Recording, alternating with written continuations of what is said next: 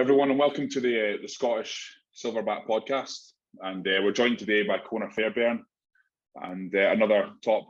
He is currently the top British super heavyweight if we're going by titles. So it's good to get another big boy on and kind of discuss everything to do with bodybuilding and that. So we'll just kick off with. I know you've just had a wee boy, so congratulations for that. And Thank you, man.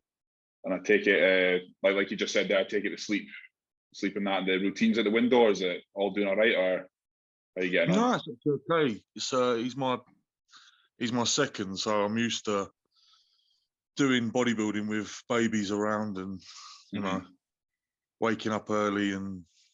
But at the moment he's good. He just sleeps, like I said. He sleeps, eats, shits, goes back to sleep. How old's the first one? 5. Okay, so you would have been pretty much into like bodybuilding, obviously, when you were little, and you were kind of already into the routines of things. So did it change much? Was it a big shocker, obviously, when like you had the first one, like for your routine and getting to the gym and eating times and sleeping and that kind of stuff? Yeah, because with my little girl, she's not biologically mine, so I sort of like went into dad mode overnight. Yeah. So yeah. I didn't have the 9 months to prepare. prepare. The preparation. Yeah. So it was a big shocker for me. I'd pretty much started prep the day my son was born, much to my wife's hate. She almost wanted to kill me for that, but it was what it was. But yeah, I mean, it took a little bit of time, obviously, getting used to it because I wasn't used to that kind of stuff. So getting up in the night and feeding and just getting up early with them, trying to get my routine set as well. But I'm very grateful. My wife's amazing, and she helps out more than I do. She's an amazing mother, so very grateful for that. But yeah, even with that, it was still a shocker for me and an upset to my current routines. I don't know what's worse, a new baby or you on prep. I think they're pretty close. Like, in fact, I think you'd have been only three months when I started to hit baby mode. I was getting into the fucking dead zone. Yeah, it's always good to have a partner who understands. Because if you don't, you're fucked, really. Yeah. You boys are showing me up in the fucking adult conversation. I'm not even close. Sorry. Yeah, it's but I mean, like looking at like the current bodybuilding, I don't know. I know too many guys at the top of the competing ranks who are fathers. So I guess you just fall into the routine. It's just part of your life. It's not like something's going to upset you. I mean, if you've got a supporting partner, I mean, they're going to support you and let you do your thing. Yeah, I think a lot of people think that once you have children, like you sort of fall off the wagon. Because you're not as motivated, but if anything, it makes you more motivated. Yeah, I mean, there's many people probably have fell off the wagon. They've used it as an excuse to do what it is. But I mean, if you've got the passion for bodybuilding, you're going to stick at it, I guess. Definitely. Yeah.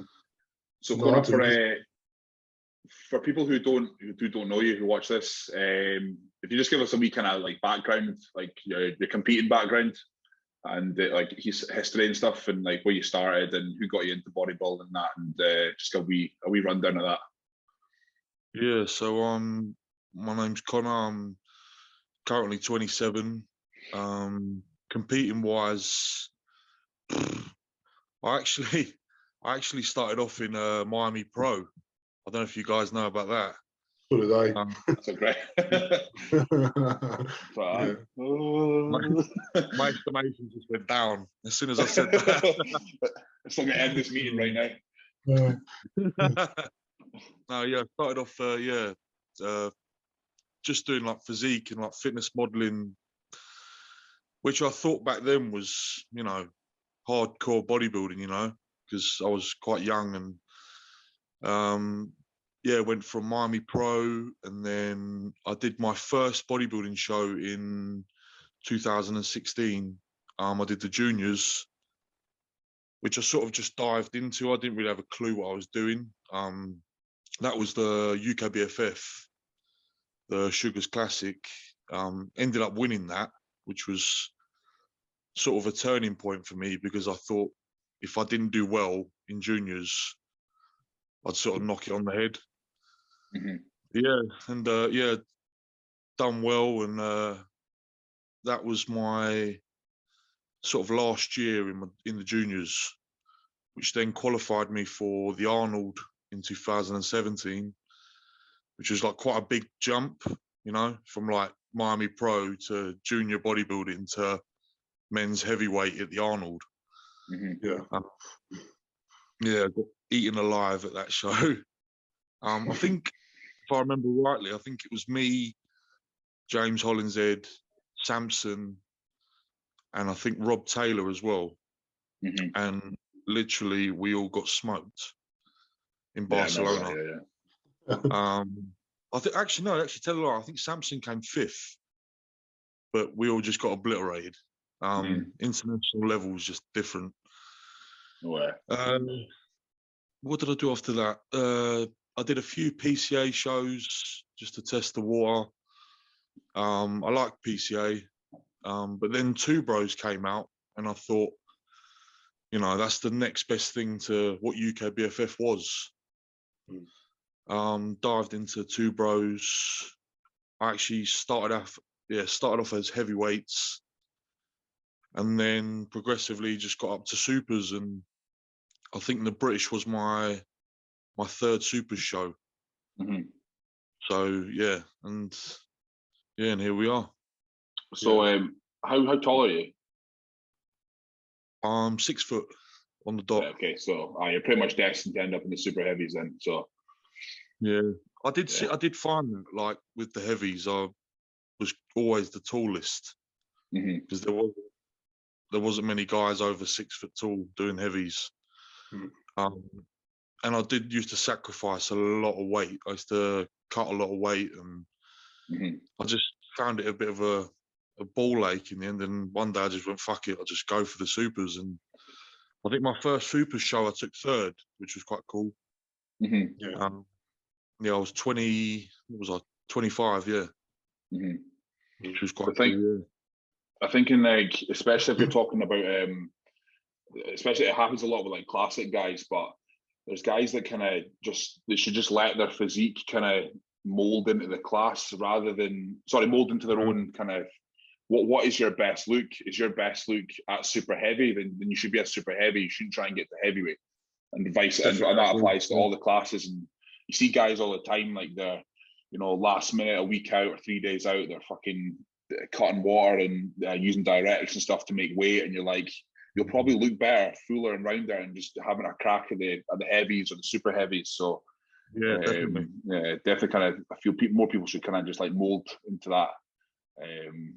So I think classic's probably the worst for it, to be honest, because some of the weight caps where guys just really don't want to be pushed out on, like, they don't want to go above, and they're just going to be outdone on the size, and it's just like, they're like, fuck it, I could be the biggest in that class if I just cut a little bit more. And it's like, sometimes it really sacrifices their look. It's so stringy, they're trying to carb up within like a matter of 6 hours or whatever, and it's not going to happen.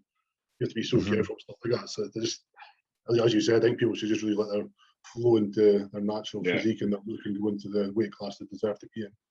Yeah, I actually wanted to do classic. It's actually what I wanted to do. As soon as I found out about the weight restriction, I sort of like put me off. What's that? Yeah. I was exactly the same for PCA, and I was like, that's what I started off when I do my first show, and I really thought I was going to be just like middle 90s or something like that. And I remember Andy mailed, who did you mail at the time? Was it, Ryan. Yeah, Ryan. He goes, what do you think this guy thinks he's going to make classic? And he was like, fuck no. No fucking no fucking way. He's like, no fucking way, put him in class 2. It ended up being 105 kilos at the show. I just had no idea that weight. I was just like, totally thought I was never that size or whatever. I thought once I dieted down, it was going to be fucking nothing. And it just turned out it was like 10 kilos over I thought it would be. I think a lot of people feel that they think that. Sorry, mate. Go on. I think a lot of people feel like they have to do classic to be a classic bodybuilder. You don't need to do classic. You can still be a super heavy or a heavy and be classic and pose classically and look classic. So I think, but you've got tons of it happens a lot more in PCA because there's no weight restriction. So a lot of guys who aren't classic at all don't fit the criteria at all. But like rather than just doing like open bodybuilding, they do that, and it's just like it doesn't really make sense to me. But I think a lot of people just want to have that kind of classic bodybuilding like tag behind them, basically.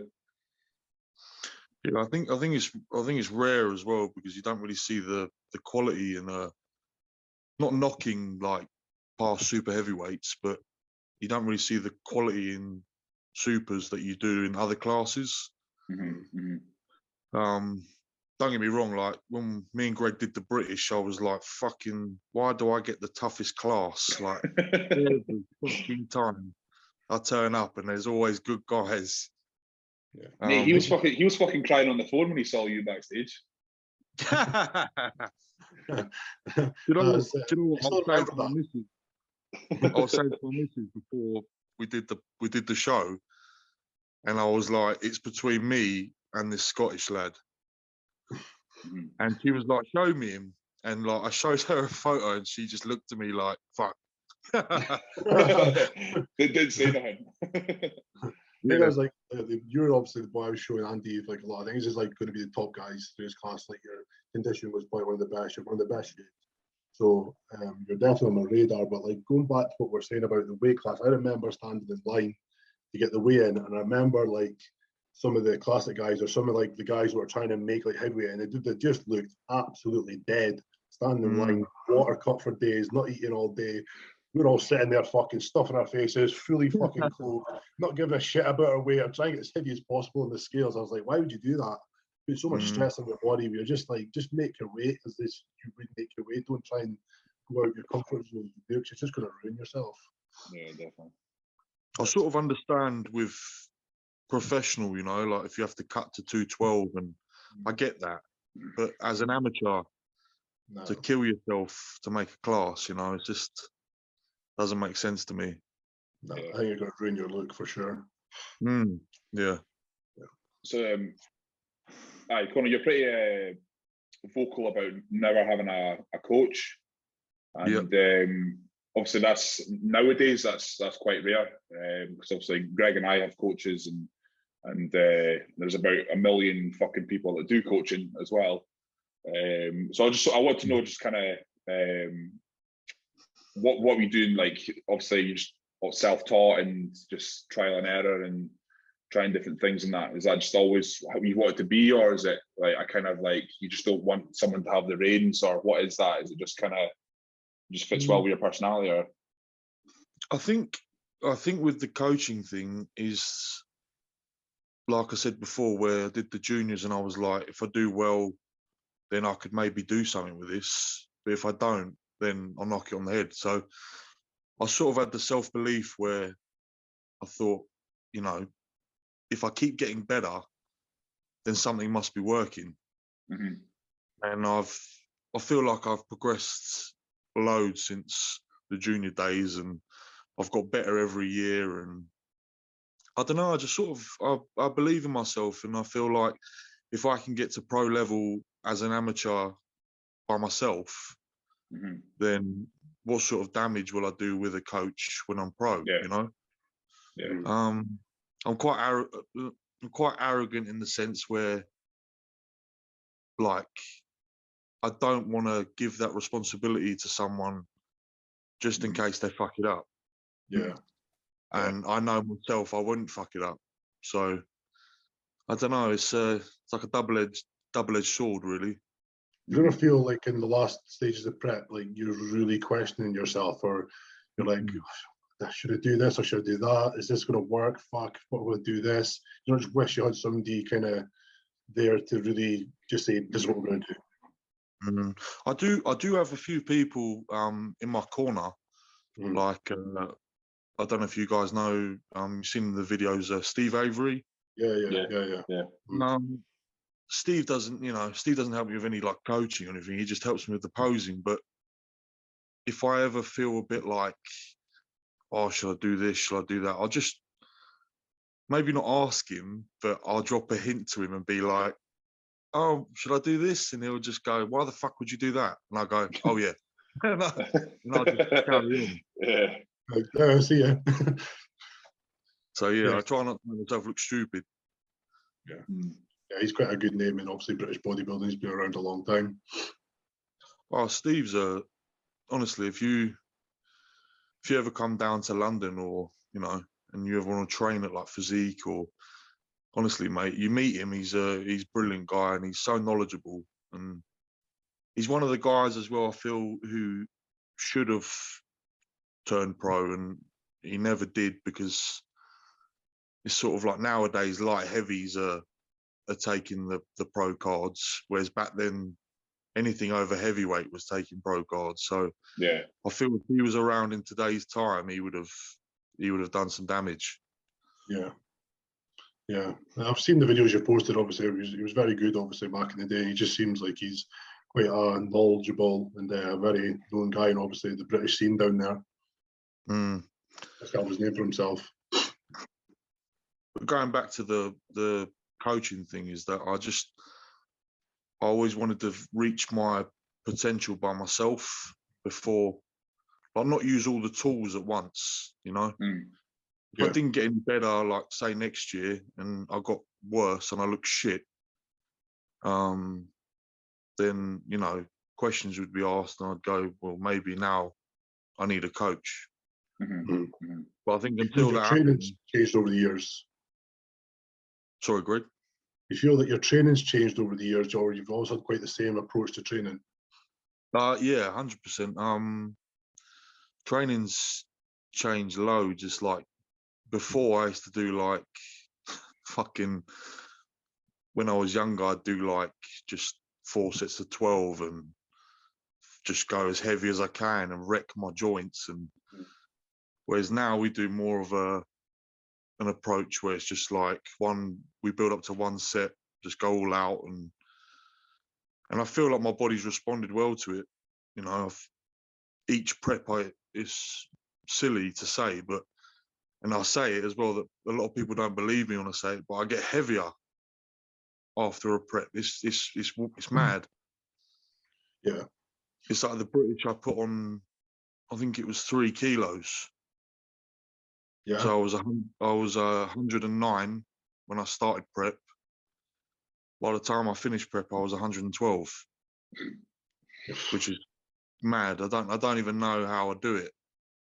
You stay quite lean the times, or do you have quite I wouldn't like to say like a excess fat, but do you see yourself getting a lot better condition, or do you stay quite relatively good shape? I feel like subconsciously I try to keep myself in good nick, like all year round. So there's not a lot of work to do. But like this lockdown, I ballooned up weight, and I was a bit like, shit, I've got to get loads of weight off me. But I don't know. I think I've always been like, I just really stay within a few kilos out, which is bad, but that's just me. Yeah. Yeah. So when you reflect back to the look that you brought to the Two Bros British, what is it in your mind that you want to kind of improve the most out of that look? Well, it's funny, I was talking about that today, actually. Basically, around, I think, 4 weeks out, I look probably the best I could look. And it's almost as if, even if I do like a 16-week prep or a 12-week prep or an 8-week prep, every time it's like 4 weeks out, I look the best. And it's like, I think I just overcook it with the legs. Right. And I look a bit like, what's the word? I look a bit straight up and down. There's no like... You can't hold the fullness. Yeah, the sweep goes on my legs, and I look at the photos and I'm like, oh, my legs are better than that. But where I just smash the shit out of myself and overcook it, this could be where a coach would come in handy. But I don't know. I try and do it myself. But yeah, and I just, every time I try and be like, right, that didn't work this time. Next time I'll try this. It kind of costs me 3 weeks later, after the British, when I did the Ben Weirder, it did cost me. Other things were involved as well, but I wasn't anywhere near what my best was, and I sort of just my body just was like, no, fuck off, not doing this anymore, and it just didn't respond. I know we've spoken about this before, how like the sport's so counterintuitive sometimes. You should just be doing the complete opposite sometimes of what you should be doing, but you just get, especially like us three and that, and you go until you fucking put yourself in at the ground, and it's like, see if 2 weeks out from a show or 3 weeks, whatever, it's like, see if I'm not like struggling to talk and struggling to walk, and I'm like, this is pointless. There's no point in not being like that. And I think that was the massive mistake I made after the PCA British 2 years ago. Was like Nick Vandal, who was helping me at the time, he was like, right, you should put your carbs up. He keep them like 500-600, and I was like, nah, I'm gonna come into the universe like fucking, so you can so peeled you can see my fucking organs and that. And he was like, no, I don't think you should. But I went right down to like 200, 150 gram of carbs, put my cardio right back up, and yeah, I was a fucking shell of the universe. It's mad how it's hard for people to kind of comprehend what your body can do, but your body's that now. Like you can actually get to fuck. Like I'm not doing that. I'm not carrying on any longer. So it's and it's so easy to do as well, especially guys our size. It's like if we run flat for like 10 days, 2 weeks, like it takes 20 days or 4 weeks to kind of fully regain fullness in a deficit. So it's a bit of pain in the ass, like, but that's why these light heavies are fine. Like these light heavies don't have to do any carb ups the entire prep, and we have to do like 4 day long 1,000 gram of carbs and a 5 guys, and then insulin thrown on top of that and all that as well, and they still don't get full. So it's a hard recipe to kind of get right. So yeah, definitely. It's crazy seeing how some like guys you can see, like even though they've been dieting hard, and what they call is flat, and you're like, Jesus Christ, you look round as fuck. There's just like what you're classing as round, or what you're classing as flat is like what I would look fucking peak full. It's just ridiculous how some guys can hold fullness. I do think that gets in my head as well. Like I always go off the mirror. I don't really go off the scales, and I think that plays a part in, like Greg just said, I'll say to my missus, I'll be like, fuck, I look flat. She'll take photos of me. I'll be like, fuck, I look flat. And then I'll look at those photos 2 weeks later, and I'll be like, fuck, I look good there. Yeah. Crazy. That's funny looking back. She's telling me like, she's like, shut up, you look good, and I'm having a row with her because I think I look shit. I know, man. That's like, Greg. That's what you were like. Like you said, oh fucking, I looked at like full as fuck at 8 weeks out, and then you got to 6 weeks out, and you're like, oh, I look fucking, no, 4 weeks out. You're like, no, I was better at 6 weeks out. And you get to 2 weeks out, you're like, no, I look better at 4 weeks out. I was like, but mate, at the time you were telling me you look shit. So it's easy when you're not in it. It's easy for us like as coaches and PTs to be like, you need to sort it, like you're fine, like, you know what I mean. But when you're in your own head, fucking hell, it's just a completely different ballgame and that. Worst place to be. Oh mate, I know. Like I always feel like when I'm super flat, my shoulders just disappear. So obviously you supposed to put fucking cannonballs in that, but mate, if I miss a meal, I'll lose my shoulders. So that's pure shite. Yeah, it's crazy what just like some stuff can do to you fucking music. But I remember like there's some days I would text you like on a Wednesday. I was like, mate, I look fucking awesome day, like full, fucking dry, hard. Fucking then next day, mate, I look shit. Who the fuck is this guy in the mirror? And it was amazing like what difference your mind can play in a day to you. And like people just don't understand that, like what a difference like a day can make in like how you see yourself, and it plays massive mind games on your attitude and everything. It's fucking it's a tough sport at the end of the day. It's fucking mentally draining all the time. I found myself like when we were doing in the gym I train at, there's a posing room upstairs, but it's all open. As you walk up the stairs, you can see it. Yeah. And people were coming up, and like they were having a look because we're posing with this loud music on, and they're going, "Fucking hell, you look really good." And I'm going, "Fuck off, no, I don't." And they're trying to tell me, they're trying to compliment me, and I'm like, no, look the other way, stop saying that. And so it's, yeah. So what's no, you go. Obviously, I was speaking to you earlier about the show that's on today. What did you feel about the standard of it? You can fucking shoot the shit. You can fucking name people. Go for fucking slay anybody you want. On you go. Oh, do you know what?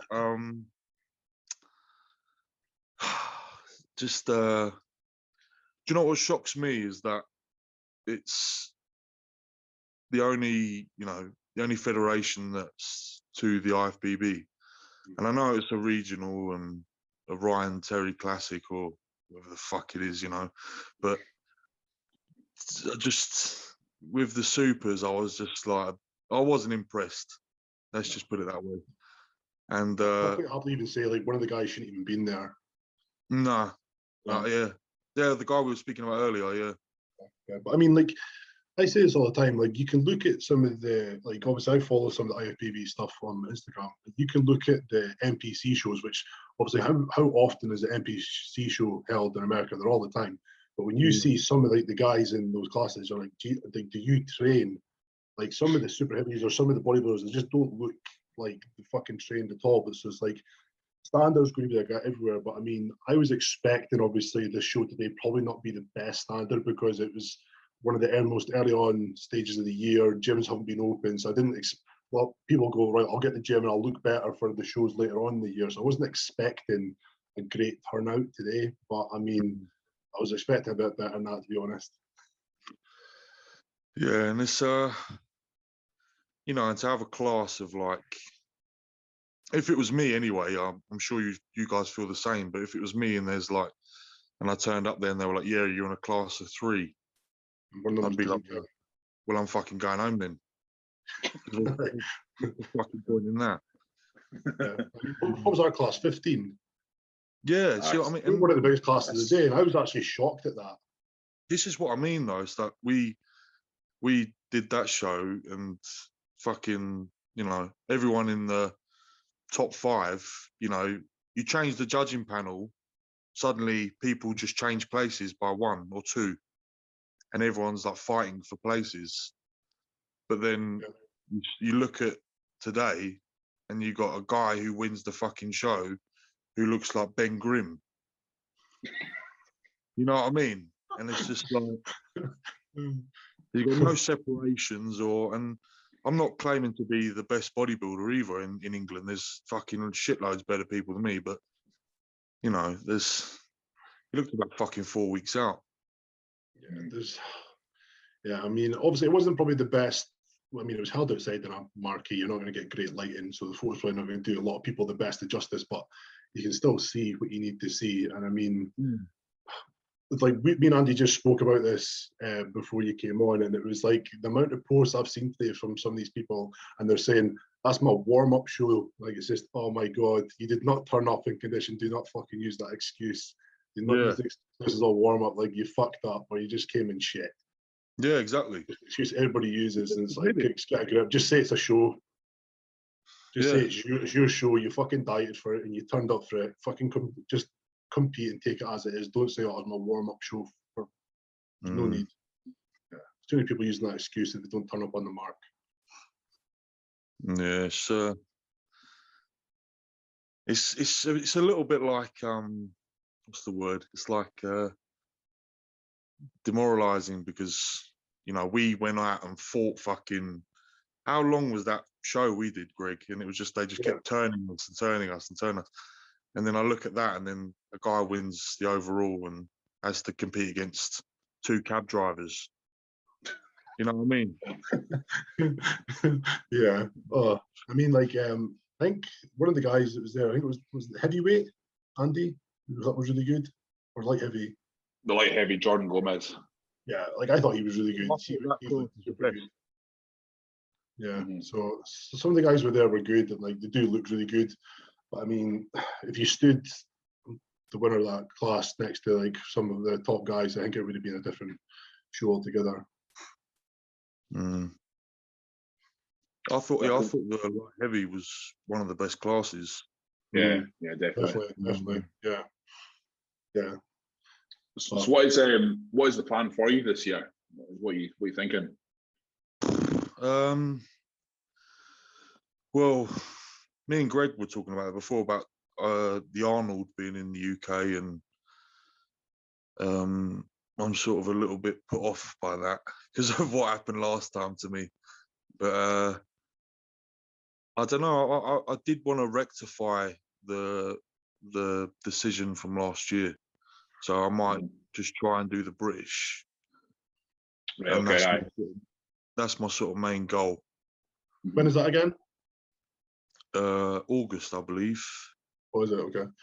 Yeah. You've seen a show before that to qualify?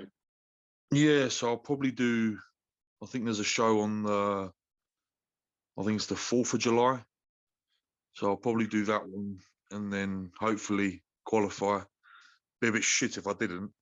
I don't see that happening. It's some regional. Yeah, I don't think so. But I think a lot of people competing this year, so I think it's actually going to be a really good year. A lot of good wins, a lot of good guys turning up. But that's what I want to do as well. That's the other thing is that, and also why I went with Two Bros is because I want to compete against the best guys, you know. And obviously today was a bit hit and miss because they didn't look like the best guys, but that's the goal. I just want to compete against the best, and I don't want an easy class either. I don't want to. Yeah. No. I don't want everyone to just go, "Oh, you got given that," or you know, I want to earn it. Yeah. Definitely. At the end of the day, everybody wants to win their pro card. Like if you're not there to win your class and win an overall, like for your pro card, then it's a bit silly. But I mean, that's everybody's end goal. But I mean, like when you see people, obviously they're not getting what they want, and sometimes they'll go abroad and they'll pick a bit of a shit. Well, I don't want to say a shittier show, but a less turnout of a show, and they get their pro card. And it's like a lot of people are like, they went to an easy show, and it's like you're still going to go and do that to try and get your pro card, aren't you? If you're not got where you got it. But I mean, at the end of the day, your goal is to dominate the stage and beat the best of the best, and it's going to be a remarkable thing for you, and it'll be remembered like, oh, fuck, that guy really turned up. He turned up good, and he beat the best. I mean, that's what you want. That is the end goal. 100%. Yeah, that list of like obviously going from the EFBB, UKBFF, and now Two Bros, that list of like people that won like overall the British is like prestigious. So like that for me was, I always said I wanted to do the universe first, win the universe title first, and then go and do the Two Bros British. But obviously with Arnold and that, and the timing of the year, I kind of just felt right. I'm going to focus on trying to get to the Arnold, but that wee plaque where you see like Dorian and Ange Bales and all that, you see all their names on it. That's like a big, for me, just to simply have your name engraved on that. That's a big fucking thing. That's like British history. That so. I can definitely see like the kind of appeal, like obviously for yourself to kind of like rectify that and kind of go from there. So because we all know, like I was saying to Greg before we started, I was like, I need to think of like controversial questions to ask him, because we all know you're quite outspoken, and we know you like to voice your opinion. We know you like to voice your opinion in that, which is good, because I mean, you know, I'm sure we can all agree, and we've had discussions before about social media just being a lot of shite most of the time, but you know, like you've already touched on how you felt with that decision for the overall, and kind of what with the decision last year, it was, you know, if you beat me and you beat me fair and square, then I shake your hand and that's it. But I just took it on the chin, and you know, I was like, yeah, winning's winning, doesn't matter. And then I look at photos, and then I'm a bit like, what the fuck happened there, like, sort of thing. It's a bit bit of a heartbreak because I put a lot of work into that. But then at the same time, I can't knock the guy who wins because it's not his fault he won. So, yeah, all I can do is just come back and try again. Yeah, I know. There is a point where you kind of have to just be like, as much as people want to remain remain happy and stuff, like taking on the chin is fucking hard. It is hard to kind of, take losses and that. I mean, you spoke about your about the Arnold being, a bit of a disappointment for you. Like I went to the Arnold Europe as well. 3 years before you, and I fucked it as well, mate. Don't worry, I look like a bag of shit. So maybe it's just a British thing, going to Madrid and looking like shite. Maybe it's just it's just that. But I know, mate. It's I know when a decision doesn't go your way, it's especially in bodybuilding. I don't know what it is about bodybuilding because, like, we've all. I'm presuming you played kind of other sports as well, and it's kind of not the same. It's just something about bodybuilding where when you get beat in an unfair decision, you just like it really destroys your soul and eats away at you. But like you said, you just have to fucking crack on, don't you? So I wouldn't have said it was unfair as such, but it's just like I said before. If you swap the judging panel, Greg could have a British title, But if you swap the judging panel in the overall, I could be a professional right now. It's very, it's apples and oranges, it's whatever you like. And I know. They obviously like that better than me. So, I mean, to be honest, that was the most bitter thing for me, which I didn't know at the time. But what I found out after was that the judging panel wasn't a proper Two Bros or IFBB judging panel. I got told that it was a mixed match of judges from federations because they couldn't get people in because of COVID. So this is what I was told. I'm not going to make this gospel, but this is like what I was told from about 3 or 4 people who are pretty well known in knowledge of this. And I got told it was a mixed match of judges. And so their criteria they probably usually look for wasn't what we were pretty much what we were really aiming for in a sense. And when I wanted to go do the Ben Weeder 2 weeks later, I was like, if that same judging panel turns up, I just don't want to do it. It left such a bitter taste in my mouth, and I was like, I don't want to be judged in that way again. And then I got told it was a proper judging panel turned up to Ben, like the Ben Weeder. So I was like, it is what it is. But I mean, that left such a bitter taste in my mouth from that show. But I was like, it won't happen again. I'll turn up next year and just be better and just try be undeniable on stage, which I'm sure everybody wants to do. But that did leave a bit of a shit taste in my mouth. Yeah, I bet. I didn't know that at all. Connor's like, I still fucking beat you. Yeah, I mean, like as I said, I have no idea that's true. It was like 3 or 4 people did tell me that, at the show and after the show.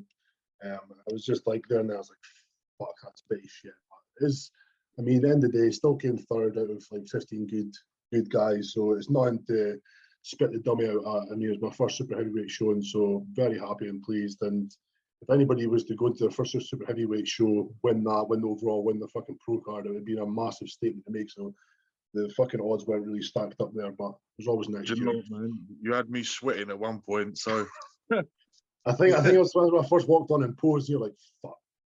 Yeah. Because who was I standing with? I think I was standing with. I still remember what you said to me when I came off. You're like, how the fuck did you move like that? That was the first thing he said to me. I walked up.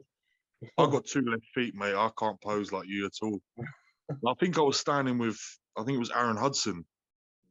And we were like, both like standing next to each other, but we were like, trying not to look as if we were looking at you posing.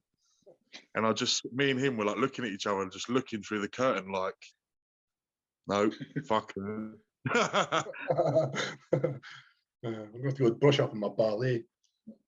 I don't know how you do it, man. I don't know, like, because you're a big guy as well and you can fucking move like a middleweight. And I trip over my own feet. So both of you guys can pose like amazingly. It's just the hands, mate. You just have to learn how to do the hands. As long as you got the fucking fingers at it, you're sorted. Fucking jazz hands, mate. Yeah, just do that in Bali, you're fine. Yeah. Do you think does posing come to you quite naturally? No, do you have to work on it like quite a lot? Obviously, going to shows. I think, well, in my head, I thought I was quite a good poser, and then Steve, I think it was 2 years ago, he saw me posing and was like, "What the fuck are you doing?" And he was like trying to change my hands and my feet, and like you guys like go from like to the floor, back up, back to the floor, and like you try and get me to do that, and I will literally go on my face. So the way we tried to do my posing was like make it simple, but then try use all my best attributes. And I still have to learn. I'm nowhere near you guys in terms of posing. Like, I think the more I practice and the better my physique gets, it will come. Yeah.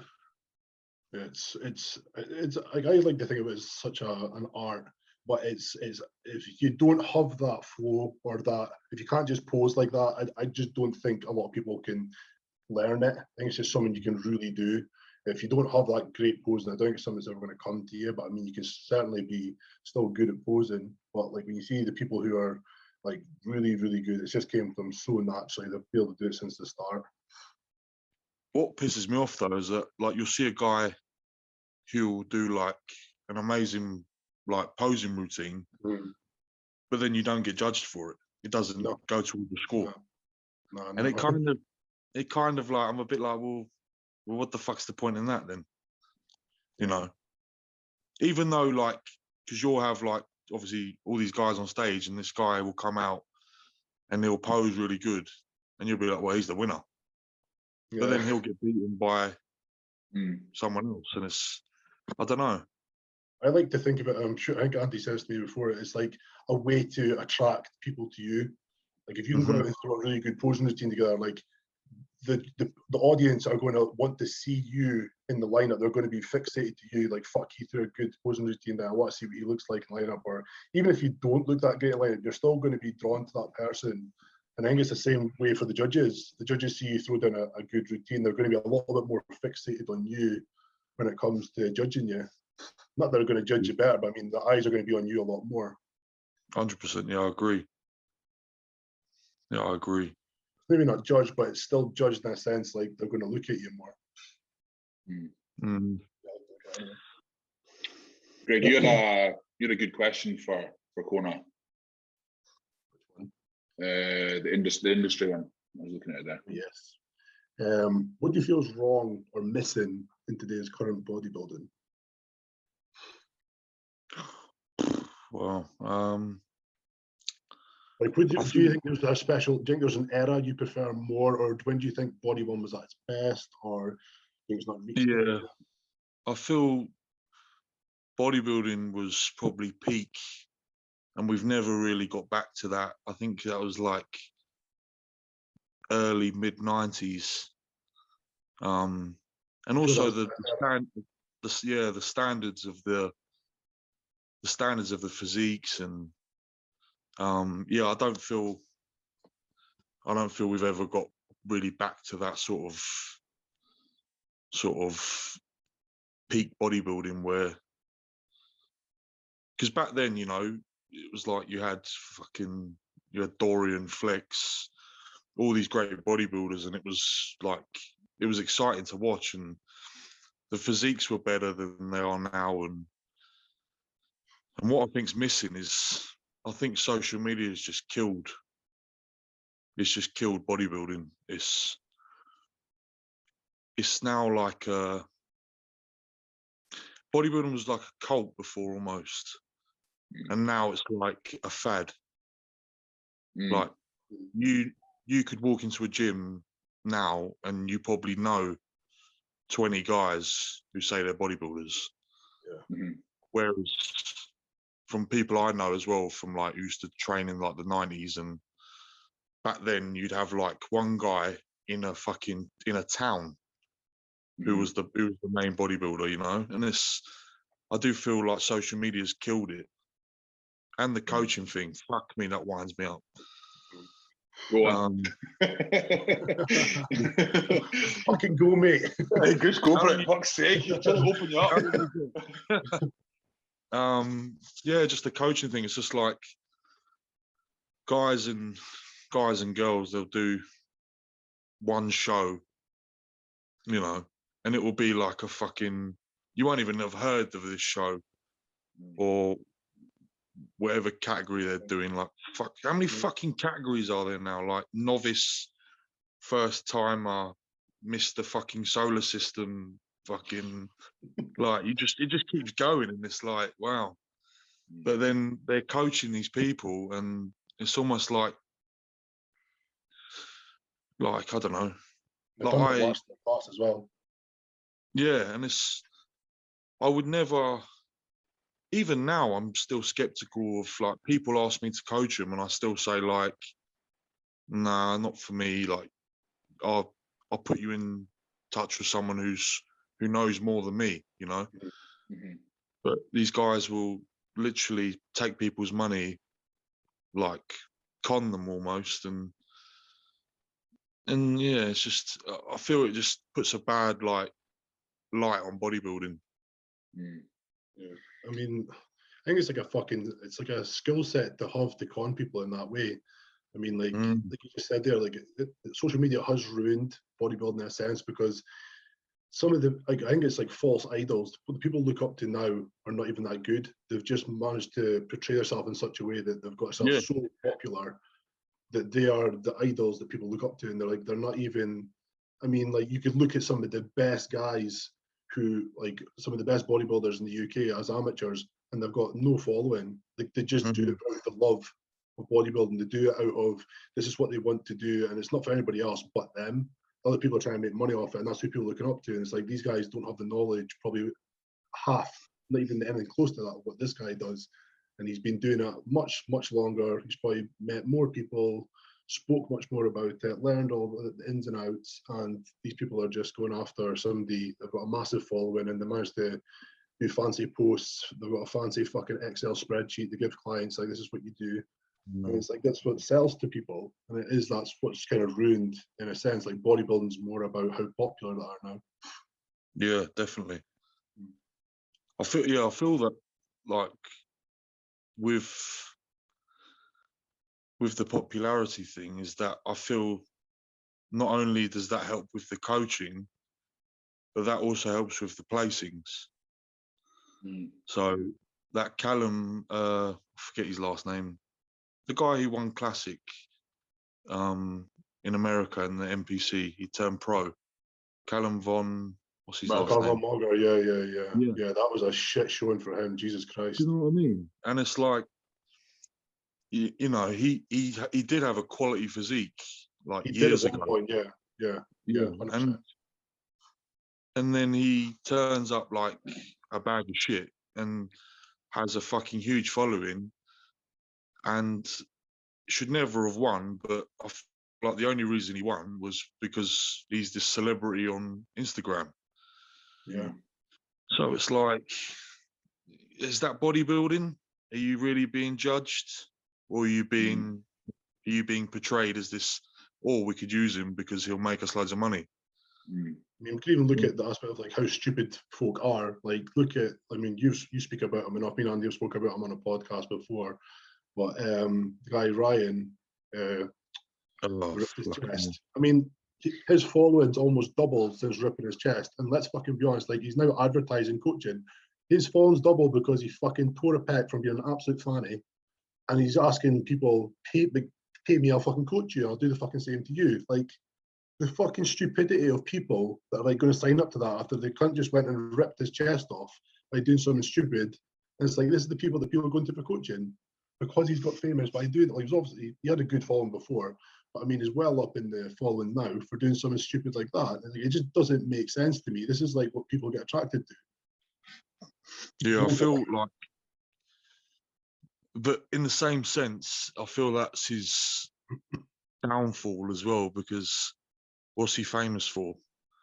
he got famous for tearing a pec. Mm-hmm. He got famous because Larry Wills broke him. So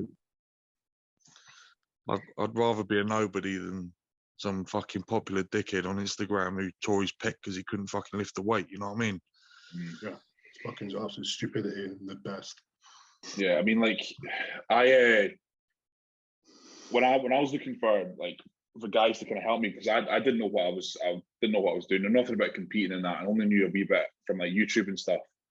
So like I found the most knowledgeable person I possibly can, and he'd been competing for longer than I've been alive. He's done numerous titles, universe titles, fucking hundreds of titles underneath his belt, and the same with the second guy I work with as well. And obviously I work with Patrick Chur now, and look at like the bodies that he's taken through from amateur ranks up to pro ranks up to Olympia level and that. And, I think it is hard for me to kind of just grasp what people are actually buying into when I've always been someone who clearly knows more than me, way more than me, has achieved way more than me, and has clients who are way better than me as well.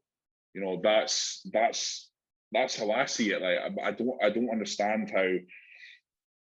I mean, when I prepped my first client, I prepped him for free because I was like, mate, like, not that I didn't know what I was doing, but at the same time, I was like, I don't feel like I have enough in me. Enough background for me to justify me telling you what to do for a competition, because for money. Well, it's the thing. Like, I won my first British, and then he came to me. He was like, "Can you prep me?" And I was like, "Yeah, it's fine, mate." I wasn't actively going out looking because even at that point, I hadn't thought, right, I know enough to kind of crack on and do coaching. And it is fucking mental. I understand that you see it across other sports as well, where there are some coaches and managers who were better, who were shit at what they did. Like, they weren't good footballers, they weren't good rugby players, whatever.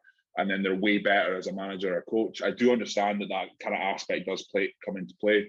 But I mean, when do people not look and go? Yeah, I mean, people not look and go, they've got like a fucking PhD, or they've got like lots of nutrition, fucking whatever. Like, they'll have a back end. But then people are like not even looking for that. Yeah, I mean, they're just like thinking.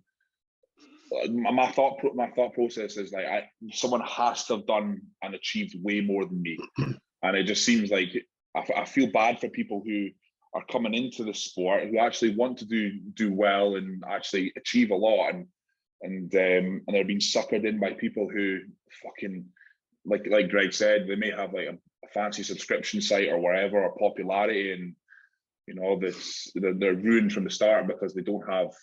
They're not getting the right person to kind of mentor them into the kind of sport. But it's a case of I feel that there's a major saturation there of just people who should not be where I think they are, telling people what to do. It does baffle me sometimes, just kind of who's in the realm of actually telling people what to do competition wise. I posted about it the other day, and it was literally like, some people will literally want to save £20 fucking to have an amazing coach or a nothing, and they're like, fuck, I'm saving £20. I'll go with a cheaper one. It's like, holy crap, £20. It's like, that's literally what your health and like progress means to you. £20. Fuck, like, just go with the fucking better person. Jesus. One of the best ones I've ever seen was somebody actually wrote back to the person who was £20 or £30 more and said, "Can you match this person's price?" I'd like fucking block, mate. Like, get the fuck off my phone. I would have been mental. Match this person's price? Like, no, because that person's dog shit. I'm not going to match their price. So you were saying that, Connor, you were saying that you don't actually, you don't coach? No, I coach a few. I'm very, what's the word? Yeah, basically, I can read a person where if I think they're gonna fucking waste my time or not, and if I feel like they're gonna fucking waste my time, I'll just be like, well, try this person. And then usually the person I pass it on to says to me, they're a fucking time waster. So cheers for that, mate. yeah. But coaching and PTing is sort of just I don't know. I am passionate about bodybuilding, but I'm not passionate about coaching. I don't see myself as a coach, or I see myself as, you know, that's what I see myself in the future, as a professional. So I would, you know, if I wasn't going to go into, and I felt like I was never going to turn pro, then yeah, I would obviously be more passionate about coaching. But I'm quite a closed book as well. I'm quite an introvert. I don't really talk to a lot of people, and I don't get involved. And if I feel like someone is worth my time, obviously I'll help them. But I just don't have the,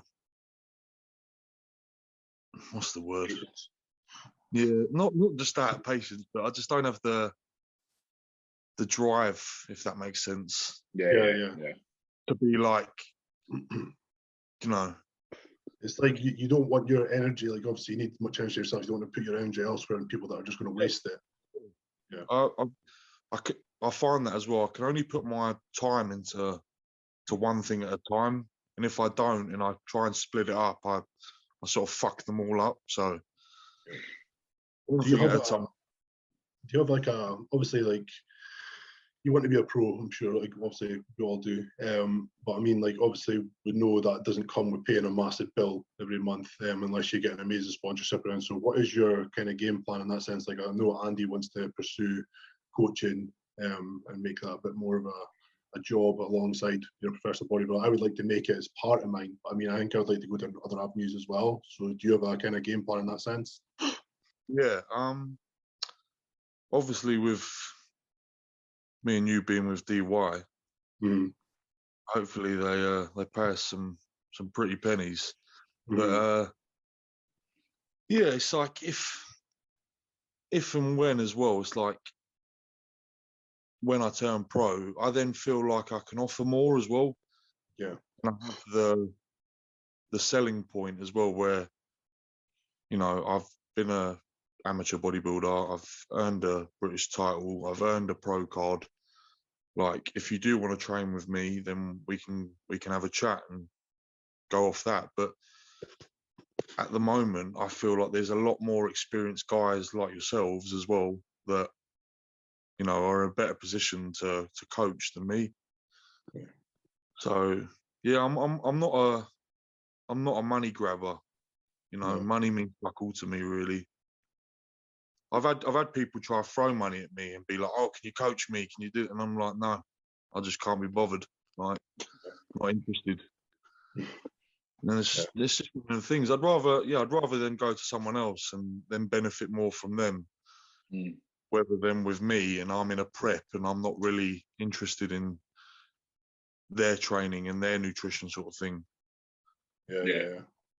I guess it goes back to like what we're just speaking about there, is like where the money goes in the industry. Like, I don't, when you obviously turn pro, I don't think like the sponsors or anything like really appreciate how long this has took us, or how much blood, sweat, tears, sacrifices, money, relationships, God knows what it's taken us to get here. They want to sponsor the people that's got the big following, that have probably got there in fucking God knows what time by doing something stupid.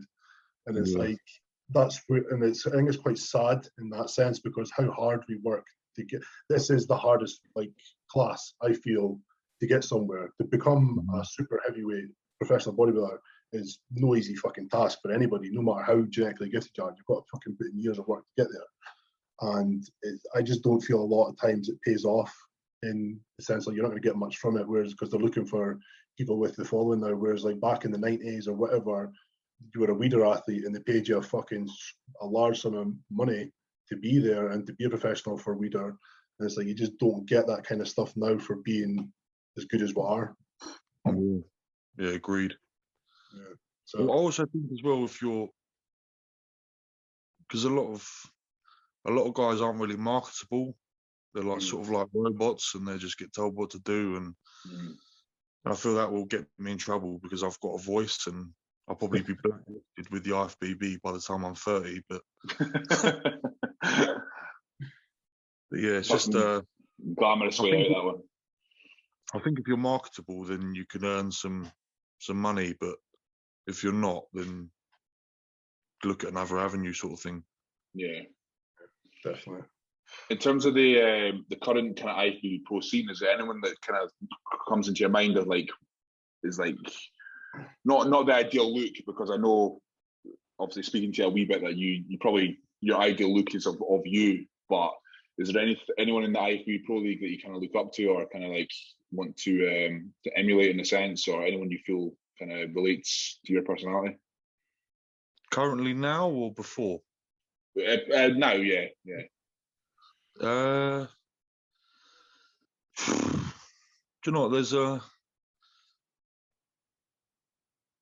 don't know. Growing up, really, where we train, we used to. There was a gym called Pink's Gym where we used to train, Pink's Gym, and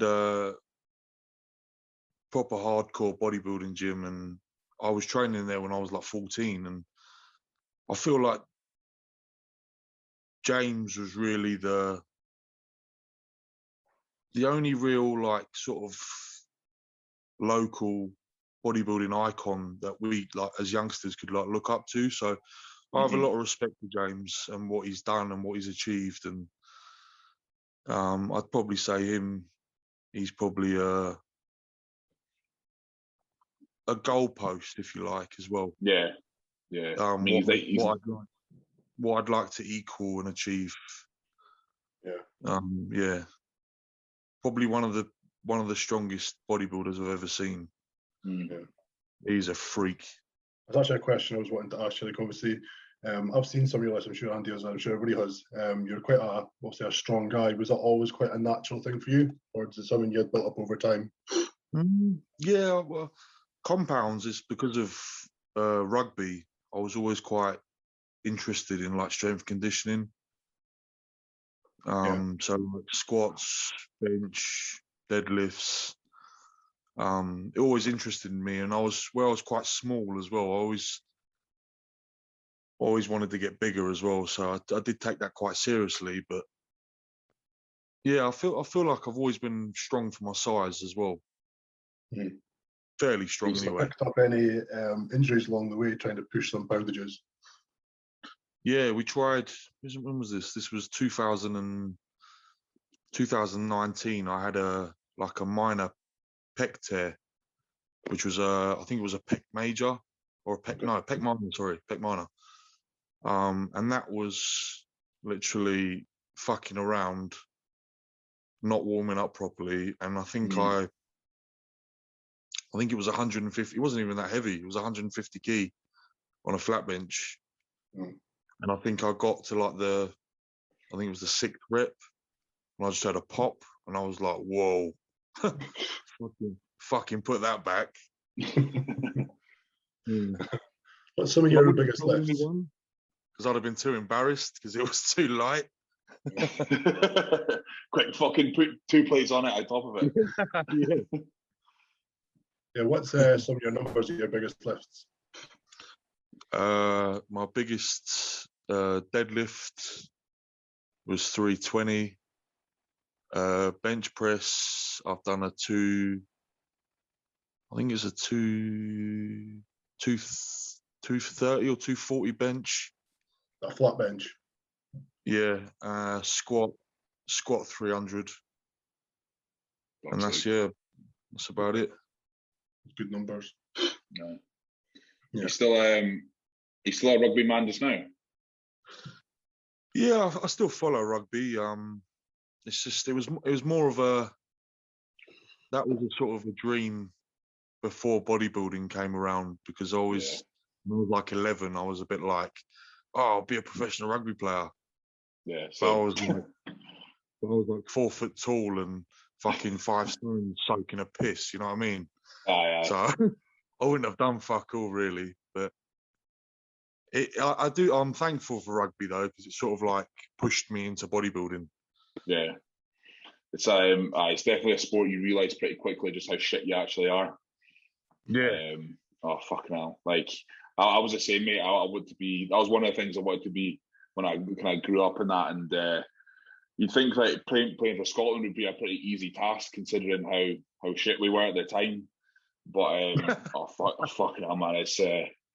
You soon realise just I'm better at fucking lifting weights because I think it was I've told this story before, but I was like I played up to under 18 level.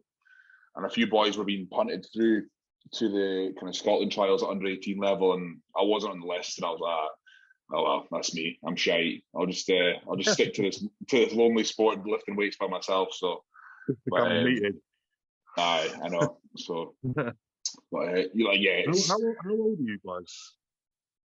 I'm 28. 28. Greg's 47. I'm 22. 22. See, when I was playing rugby, I was playing against like Elliot Daly, Oh yeah, Carl Sinclair, like big boys, and they were like years ahead of us. Yeah, and we played like sevens and. Yeah, I played against Stuart Hogg at one point. Oh so yeah, he was one of the guys where like you just like. Yeah, you just see him, you're like, fucking hell, I'm wasting my time with this fucking sport. But no, but I think I mean, I'm sure people who've listened to this podcast for a wee bit of kind of a bit sick of me talking about rugby, but like, you know what it's like yourself when you're playing and, you've got someone who's fucking 6'8" and 23 stone running at you. You have to kind of harness a kind of like mental ability to kind of put your body in front of that, you know what I mean? And I think it translates really well into intense training. So like there's fucking, I can name hundreds of people who have like, I mean, Sass is former rugby player, Max O'Connor. There's so many great physiques that come out of that sport. So there must be I think it gives you a sense of discipline though as well, because where you don't find that with like football and any other sport, whereas rugby is very like yes sir, no sir to the ref, and it's very like respectful, and you respect the game like you do bodybuilding.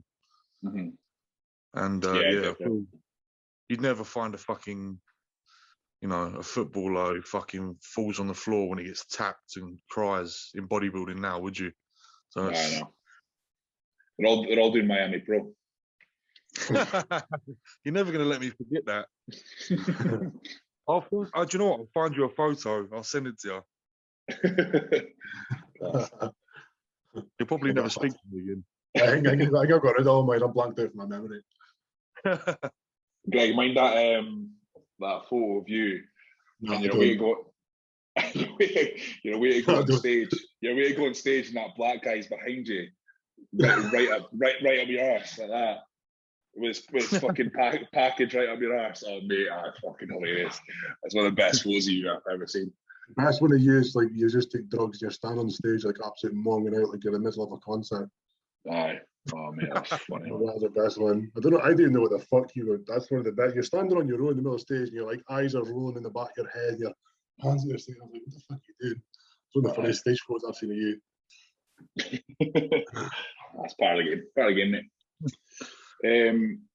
I think we'll wrap it up there, boys. I think it's been just over an hour. So, but no, mate, we really appreciate you coming on and that. And like I said, we're trying to kind of get more of the top super heavies on and just kind of speaking in that, because we're not really well represented in British bodybuilding, I don't think, on social media anyway. So it's good to kind of just get you on and hear your thoughts and sort of thing. So we really appreciate you coming on. Pleasure. Thank you for having me. That's been awesome, mate. Thank you for coming. So we both obviously we're all super heavy, so a wee bit competitive, but we all wish you all the best for this year, and hopefully if however the stars align, we kind of meet up at some point and on stage. That'd be pretty fucking cool. So all the best. Yeah, what was that? I said I fucking hope not. Nah, it'd be a good laugh. And obviously, yeah, definitely, mate. I know that's like the cliche line, isn't it? everyone was like, "Oh, need to get a session in." But we definitely need to kind of make that a reality. So I'm serious. I'll train with the Scottish Highlanders. Before you stop, though, we'll make it happen. Can you both say freedom at the top of your voices? No. Yeah, we do for every set. It gets us well fired up. No chance, man. No chance. Worth a try. Only if you shout out, "All right, you cunt." All right, you cunt. Oh, fucking hell. See, when I watch James train, and it's just like the way he says "cunt," I'm just like, that's fucking beautiful. That I'd fucking train so much harder if I heard that every set. You cunts, fucking cunts. Give you a bit of a twinge. Right, boys, we'll wrap it up there. So, for the people who are watching, we appreciate obviously watching our podcast and kind of giving us a platform. So, I appreciate the views, guys. So, until next week, and we'll see you all there. Cheers, guys.